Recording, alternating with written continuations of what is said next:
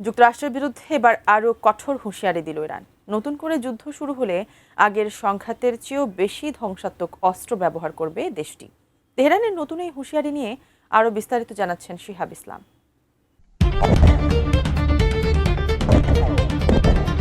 ওয়াশিংটনের সঙ্গে উত্তেজনা যখন নতুন করে বাড়ছে, ঠিক তখনই আরও শক্তিশালী সামরিক জবাবের হুঁশিয়ারি দিল তেহরান।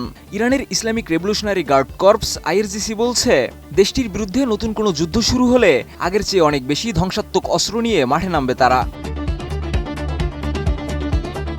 ইরানের রাষ্ট্রীয় মেহের নিউজ এজেন্সির প্রতিবেদনে আইআরজিসির মুখপাত্র ব্রিগেডিয়ার জেনারেল মোহবি দাবি করেন, বর্তমানে ইরানের ক্ষেপণাস্ত্রে ব্যবহৃত ওয়ারহেড আগের যুদ্ধগুলোতে ব্যবহৃত ওয়ারহেডের তুলনায় অনেক বেশি ধ্বংসাত্মক। নতুন করে সংঘাত শুরু হলে অস্ত্রের সক্ষমতা ও প্রযুক্তির দিক থেকেও ইরানের যুদ্ধ কৌশল হবে সম্পূর্ণ ভিন্ন।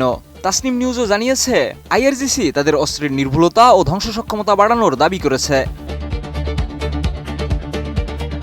এই হুঁশিয়ারি এসেছে এমন এক সময়ে যখন যুক্তরাষ্ট্রের প্রেসিডেন্ট ডোনাল্ড ট্রাম্পের সঙ্গে আইআরজিসির যোগাযোগ নিয়ে চলছে পাল্টাপাল্টি দাবি। ট্রাম্প দাবি করেছিলেন, তার প্রশাসন ইরানের রেভলিউশনারি গার্ডের কর্মকর্তাদের সঙ্গে সরাসরি যোগাযোগ করছে। তবে সেই দাবি প্রত্যাখ্যান করেছে আইআরজিসি। তাদের বক্তব্য, মার্কিন কর্মকর্তাদের সঙ্গে বাহিনীটির কোনো সরাসরি আলোচনা চলছে না। তবে বিষয়টি নিয়ে ভিন্ন তথ্যও রয়েছে। মার্কিন সংবাদ মাধ্যম এক্সিওসের প্রতিবেদনে বলা হয়, ট্রাম্প প্রশাসন মধ্যস্থতাকারীদের মাধ্যমে আইআরজিসি নেতৃত্বের সঙ্গে একটি গোপন যোগাযোগ চ্যানেল তৈরির চেষ্টা করেছিল। ফলে সরাসরি আলোচনা হয়েছে কিনা তা নিয়ে ওয়াশিংটন ও তেহরানের বক্তব্য এখনও পরস্পর বিরোধী। উন্নত মানের কাঁচামাল আরআইএল অ্যাঙ্গেল এন্ড চ্যানেল, এখন কাঠের দিন শেষ, আরআইএল এর বাংলাদেশ। ট্রাম্পের বক্তব্যের প্রতিক্রিয়ায় আইআরজিসি মুখপাত্র আরও বলেন, ট্রাম্পের কল্পনা যুদ্ধক্ষেত্রে তাকে কোনো সুবিধা দেবে না। তার দাবি, যুক্তরাষ্ট্রের সামনে বাস্তবসম্মত পথ হল পরাজয় মেনে নেওয়া এবং ইরানের শর্ত মেনে চলা। তবে আইআরজিসির এই নিজস্ব রাজনৈতিক ও সামরিক অবস্থান যুক্তরাষ্ট্র মেনে নেয়নি। এর আগেও নিজেদের সামরিক সক্ষমতা বাড়ানোর দাবি করেছিল তেহরান।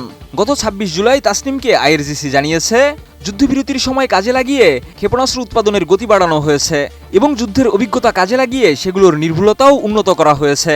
তবে অস্ত্রের মজুদ ও উৎপাদনের সুনির্দিষ্ট সংখ্যা প্রকাশ করেনি ইরান।